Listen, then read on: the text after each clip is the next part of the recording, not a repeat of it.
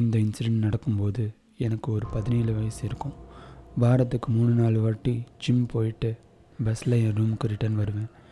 ஒரு நாள் சண்டே நான் ஜிம் போயிட்டு ரிட்டர்ன் வரப்போ ரெகுலராக போகிற பஸ்ஸை மிஸ் பண்ணிட்டேன். அதனால நெக்ஸ்ட் பஸ்க்காக ரொம்ப நேரம் வெயிட் பண்ணுற மாதிரி ஆயிடுச்சு. நான் என் ஃப்ரெண்ட்ஸ்க்கு கால் பண்ணியிருக்கலாம், ஆனால் அன்றைக்கி ஈவினிங் அவங்களும் வெளியே போயிட்டாங்க. ஓலா ஊபர் ட்ரை பண்ணேன், ஆனால் எதுவுமே கிடைக்கல. புக்கிங் ஆனவங்களும் எக்ஸ்ட்ரா அமௌண்ட் கேட்டாங்க. வேறு ஆப்ஷன் இல்லாமல் நான் பஸ் ஸ்டாப்பில் வெயிட் பண்ணிகிட்டு இருந்தேன். அன்றைக்கி கொஞ்சம் பனி அதிகமாக இருந்தது. பஸ் வரத்துக்கு ரொம்ப நேரம் ஆகுதுன்னு நான் ஃபோன் எடுத்து இன்ஸ்டாகிராம் பார்த்துட்டு இருந்தேன். கிட்டத்தட்ட 1 மணி நேரம் வெயிட் பண்ணேன். பஸ்ஸும் வரல, சைடில் ஆள் நடமாட்டமே இல்லை.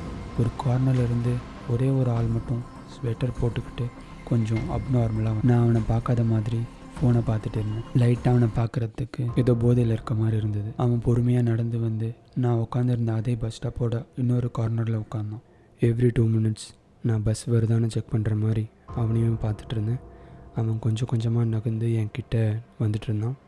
நான் ஹெட்செட் எடுத்துகிட்டு அவனை பார்த்தேன். அவன் கேஷுவலாக பஸ் எப்போ வரும் அப்படின்னு கேட்டான்.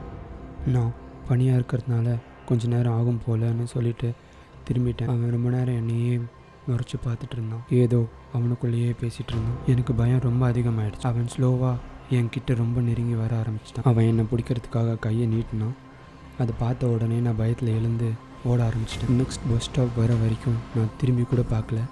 அடுத்த பஸ் ஸ்டாப் வந்துருச்சு. நான் நின்று திரும்பி பார்த்தேன். கண்ணு கெட்டின தூரம் வரைக்கும் அவனை காணும். நான் நிம்மதியாக ஒரு பெரிய பெருமூச்சு விட்டேன். திடீர்னு என் பின்னாடி டக் டக் டக்குன்னு தட்டுற சத்தம். நான் திரும்பி பார்த்தேன். அவன் என் பின்னாடி நிற்கிறான். அவன் என் கிட்ட வரான். நான் அவனை வார்ன் பண்ணேன், நீ என் கிட்ட வராத. அவன் எதையுமே கேட்குற மாதிரி தெரியல. அவன் என் கையை நீட்டி என்னை பிடிக்க வந்துட்டான். நான் உடனே நகர்ந்துட்டேன். கீழே இருந்த கல் தடுக்கி அவன் கீழே விழுந்துட்டான். உடனே அவன் மண்டையிலேருந்து ரத்தம் வர ஆரம்பிச்சு. நான் என்ன பண்ணுறதுன்னு தெரியாமல் போலீஸ்க்கும் ஆம்புலன்ஸ்க்கும் கால் பண்ணேன். அவங்க வந்து செக் பண்ணி பார்த்துட்டு அவன் ஏதோ ப்ரிஸ்கிரைப்டு ட்ரக்கில் இருக்கிறதா சொன்னாங்க. கீழே அவனோட பர்ஸ் கடந்தது. அதை எடுத்து பார்த்தேன். அப்போ தான் எனக்கு ஒரு உண்மை தெரிஞ்சுது. அவன் பர்ஸில் ஒரு ஃபோட்டோ பார்த்தேன். அந்த ஃபோட்டோவில் இருந்த பையன் என்ன மாதிரியே இருந்தான். அவன் பையனை நினச்சி என்கிட்ட வந்திருக்கான். அவரோட ஃபியூனரலுக்கு போகும்போது தான் எனக்கு தெரிய வந்தது அவரோட பையன் ஒரு ஆக்சிடெண்ட்டில் இறந்ததாகவும் அப்போலேருந்து இவர் மனநலம் பாதிக்கப்பட்டதாகவும். அதை கேட்ட உடனே நான் ரொம்ப கில்ட்டாக ஃபீல் பண்ணேன்.